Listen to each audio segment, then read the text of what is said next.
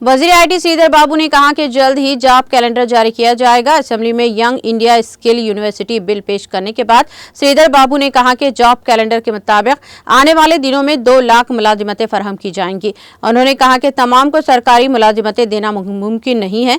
उन्होंने जोर देते हुए कहा कि निजी शोबे में भी रोजगार फराहम किया जाएगा। उन्होंने कहा कि खाली ओहदों को पुर किया जाएगा और नौजवानों के स्किल गैप को पूरा किया जाएगा। उन्होंने कहा कि मुख्तलिफ महकमों में मुलाजिमतें फराहम की जाएंगी। उन्होंने कहा कि सनतों को मतलूबा महारतें ग्रेजुएट्स में कम हैं। उन्होंने कहा कि महारतों की बेहतरी पर तालीमी माहिरीन, वीसी और तलबा के साथ तबादले ख्याल किया गया है। उन्होंने कहा कि स्किल यूनिवर्सिटी के जरिए इख्तिसादी तरक्की में इजाफा होगा और नौजवानों को रोजगार मिलेगा। उन्होंने मजीद कहा कि इस तालीमी साल में 2500 अफराद को तरबियत दी जाएगी। उन्होंने कहा कि मंचरियाल में स्किल यूनिवर्सिटी के लिए मुस्तकबिल कैंपस कायम किए जा रहे हैं।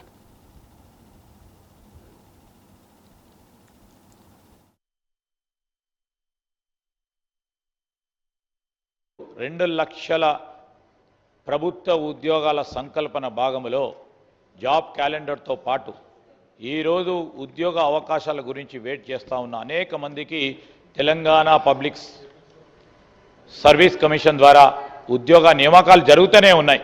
దాదాపు 40,000 మందికి ఇప్పటివరకు ఉద్యోగ కల్పన చేయడం జరిగింది.